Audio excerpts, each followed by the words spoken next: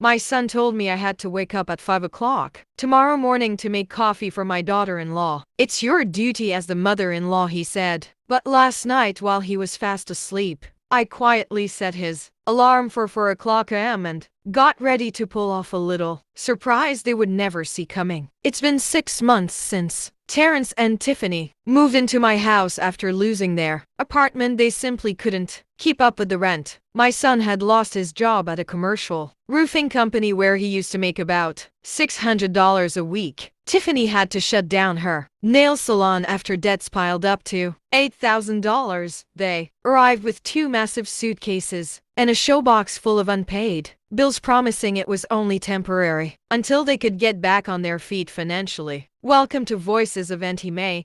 I share real-life stories here every day, and it would mean the world if you hit subscribe and liked my video. Now, back to my story. I promise it's worth sticking around until the end. At first, everything seemed perfectly normal. I cooked their favorite meals, tidied their rooms, and helped out however I could, just like any mother would for her struggling child. Terrence seemed grateful, and Tiffany even pitched in to wash the dishes after dinner. Honestly, it felt nice having some company in the house, which had been so quiet ever since my husband, Marcus, passed away 3 years ago. But slowly, Terrence started to change. At first it was small requests disguised as polite favors. He'd ask me to do their laundry because Tiffany was too tired from job hunting all day. Then came the insistence that I cook only his favorite comfort foods he needed them to emotionally prepare for job interviews. Next, he demanded I clean their room every single day because Tiffany supposedly had a dust allergy. Things got strange when Terrence began talking to me like I was his personal employee. The words please and thank you disappeared entirely from our dinners. His instructions became dry, clipped commands while Tiffany nodded along as if it were completely normal. He even demanded that I wash his clothes with a special softener that cost $2 a bottle and insisted I cook specific cuts of meat priced at $25 a pound. He started ordering me to clean the entire house every single day just in case his friends decided to drop by. And like a fool, I obeyed, truly believing it was my duty to help my son get back on track. Last month, Terrence landed a new job at an insurance company making $400 a week. Tiffany also found part-time work at a local hair studio earning $200 a week. Together they made $600 a week, enough to rent a small apartment and start fresh. But they hadn't left my house. In fact, their treatment of me had grown worse. Last night pushed me to the breaking point. After dinner, a roast chicken I had cooked with my own hands bought with my $1,000 social security check. Terrence stood up from the table, looked me straight in the eye, and said in a voice so cold it froze my blood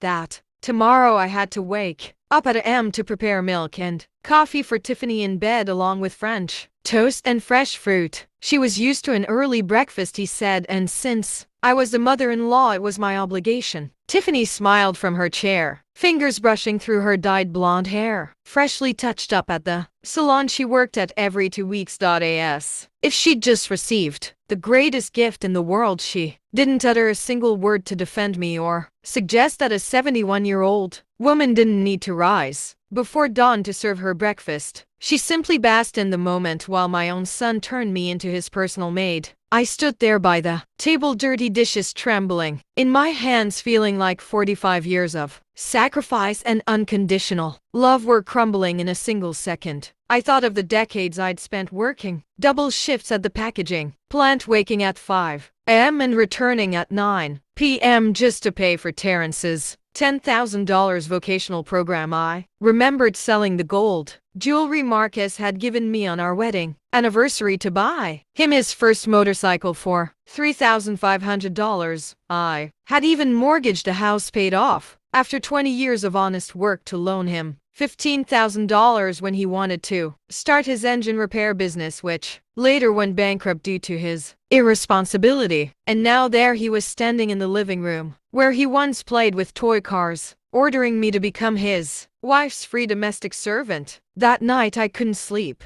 I stayed awake until 3 o'clock a.m., my mind replaying every moment that had led me to this point. I remembered when Terrence was 8 and came down with pneumonia how I spent all $600 of my savings on medicine and private doctor visits because the care at County General Hospital was too slow. I remembered him at 18, promising me that when he grew up he would take care of me and give me everything I deserved for being the best mother in the world. I remembered his wedding to Tiffany 5 years ago when he vowed in front of all the guests that he would always honor and respect me because everything he owed to me. All those promises now felt like cruel lies carefully crafted to manipulate my heart. By 3:30 a.m. I had made a decision that would change everything. I rose quietly, walked down the hallway where photos of Terrence from babyhood to graduation lined the walls, and entered his room without a sound. He was asleep, breathing heavily as he always did when plagued by childhood nightmares. I picked up his phone from the nightstand, set his alarm for 4:00 a.m.,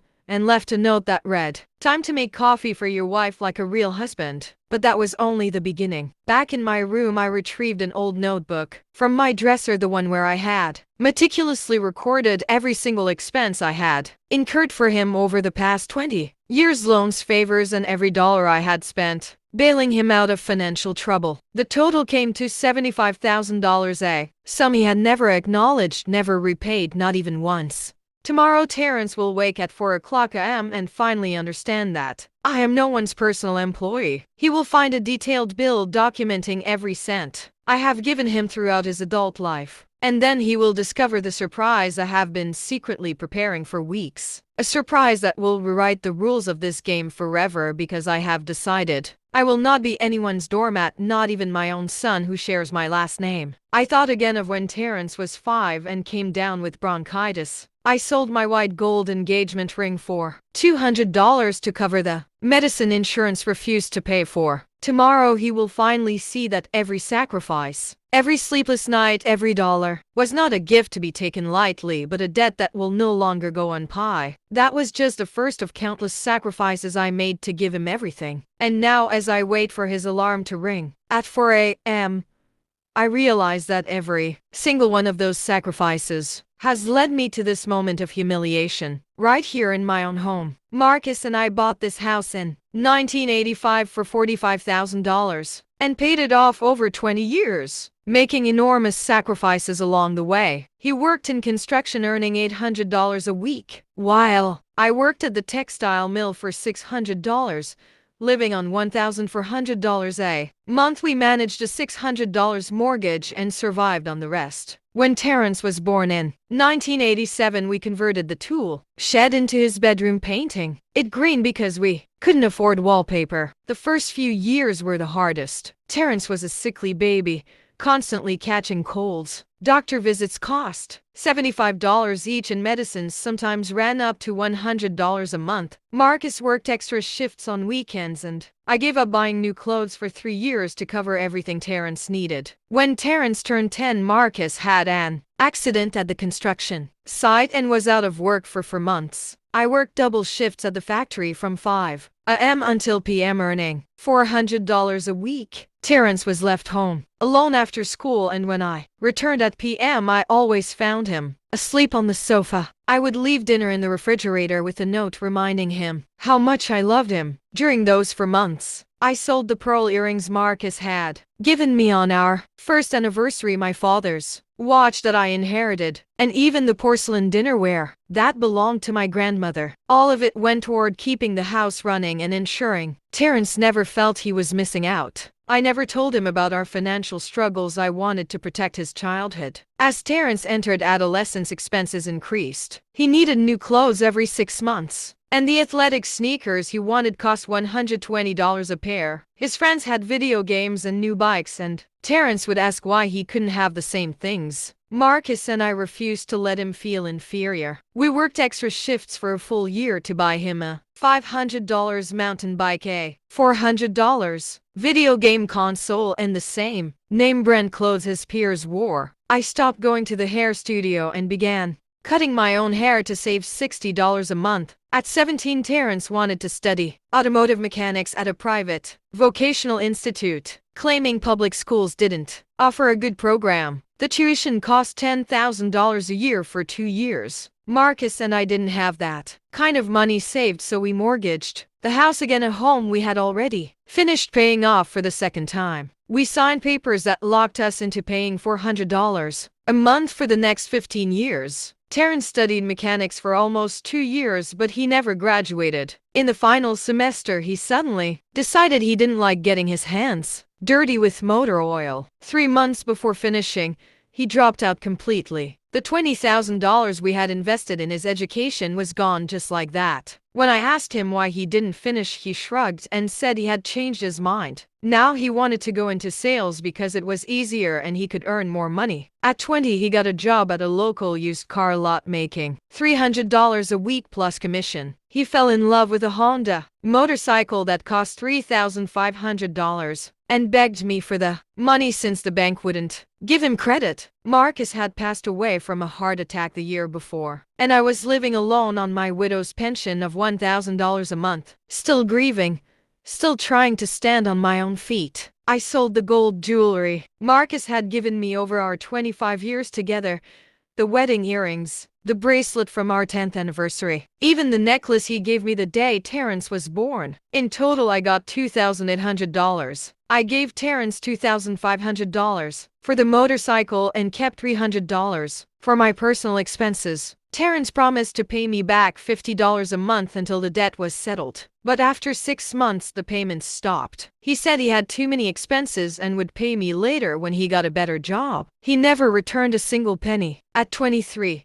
Terrence met Tiffany at a nightclub and fell hopelessly in love. Tiffany worked as a manicurist at a budget salon, earning only $200 a week. Terrence wanted to impress her, so he started spending money. He didn't have expensive dinners, perfumes, clothes. Every 2 weeks he came to me asking for more. $50 for a romantic dinner, $80 for perfume, $40 for a dress Tiffany wanted. In that first year alone, Terrence borrowed over $3,500 from me just to take Tiffany out. I gave it willingly, believing I was helping my son build a future, never imagining I was enabling an irresponsible man who didn't understand the value of money or honest work. When they decided to get married, Terrence asked me to help pay for the wedding because Tiffany's parents couldn't afford it. Their dream wedding cost $15,000. The banquet hall catering for 100 guests, the dress, the suit, the flowers, the music, the cake, everything. I had $8,000 saved over 3 years from my pension. It wasn't enough, so I mortgaged my house for the 3rd time to get the remaining $7,000. I signed papers committing me to $400 a month for another 20 years, more than half my monthly pension. But I wanted Terrence to have the wedding he dreamed of and start his marriage in the best way possible. And the wedding really was beautiful. Terrence looked sharp in his $700 black suit. Tiffany looked like a princess in her $2,500 dress. During his speech, Terrence thanked me in front of everyone, saying everything he had in life was because of me, that I was the most generous, self-sacrificing woman in the world, and that he would always care for me. The guests applauded and I cried tears of joy. I truly believed my son finally understood everything I had done for him. 5 years later, that same son is standing in my kitchen ordering me to wake up at a.m. to serve his wife breakfast in bed as if I were his personal maid. All those sacrifices, all those sleepless nights, every moment I put his needs above my own, all of it brought me to this point where my own son treats me like I'm invisible, as if none of it ever happened. But this morning everything is going to change. I am no longer the woman who sold her jewelry so he could have toys. I am no longer the mother who suffered in silence, waiting for gratitude that never came. After Terrence demanded I prepare Tiffany's breakfast in bed, I began noticing small but telling details, signs that confirmed my growing suspicion about their true intentions. When his alarm rang at 4 o'clock a.m., I heard him cursing loudly, yelling about who had changed the time. But the worst part came after breakfast. Terrence came down to the kitchen at 6:30, fury in his eyes, the same rage he had when he was a teenager. His eyes were red from lack of sleep and his hair was a mess. But what struck me most was the way he looked at me standing in my own kitchen, simply making my own coffee. He didn't greet me or ask if I had slept well. Instead, he planted himself in front of me, arms crossed, and asked in an icy voice if I was the one who changed his alarm. I lied. I told him I didn't know anything about it and that maybe his phone was malfunctioning. Terrence stared at me for several seconds, scrutinizing me as if he could read my thoughts. Then he stepped closer and said something that chilled me to my bones. From now on, I was forbidden from entering his room without permission, and if I ever touched his belongings again, he would punish me like a disobedient employee. That word employee slid out of his mouth so naturally that I realized that was exactly how he saw me. Not as his mother, not as the owner of the house he lived in for free, but as his personal maid, someone he could threaten and order around with no shame. But the worst part came next. Tiffany came downstairs for breakfast wearing an elegant dress and high heels, as if she had an important business meeting. She sat at the table and demanded eggs Benedict with smoked salmon, a breakfast that costs around $30 at upscale restaurants. That word employee slid out of his mouth so naturally that I realized that was exactly how he saw me. Not as his mother, not as the owner of the house he lived in for free, but as his personal maid, someone he could threaten and order around with no shame. But the worst part came next. Tiffany came downstairs for breakfast wearing an elegant dress and high heels, as if she had an important business meeting. She sat at the table and demanded eggs Benedict with smoked salmon, a breakfast that costs around $30 at upscale restaurants. When I told her I didn't have those ingredients at home, she gave me a look full of disdain and said I would have to go buy them at the high-end grocery store. Terrence immediately backed her up. If Tiffany wanted eggs Benedict with salmon, that's what I had to make. He handed me $80 from his wallet and ordered me to go immediately because Tiffany had an important appointment at AM and needed a proper breakfast for energy. At that moment, I noticed something odd. Tiffany was wearing jewelry I had never seen before, small diamond earrings and a rose gold bracelet. That looked expensive. When I asked her if they were new, she smiled mysteriously and said, last week to celebrate his new job. But that made no sense. Terrence only made $400 a week. After paying for his own gas, food and entertainment, he didn't have money left over to buy jewelry worth $1,000 or more. Tiffany's part-time job paid $200 a week, barely enough for her transportation and lunch. As I walked to the upscale grocery store with the $80 in my purse, memories began linking together pieces of a puzzle that suddenly made sense. Just last week, I had found 3 restaurant bills in the trash. $120 at an Italian restaurant, $110 at a steakhouse, $90 at a cocktail bar, $320 on dinners in a single week. I had also noticed daily online shopping packages arriving at the house, new clothes, shoes, perfumes, hair accessories, and even a $500 espresso machine they installed in their rooms so they wouldn't have to come downstairs in the morning. When I asked how they could afford all these luxuries, Terrence told me they had received bonuses at work and deserved to treat themselves after months of hardships. But something didn't fit. If they had so much extra money for restaurants and expensive purchases, why were they still living in my house for free? Why weren't they paying rent,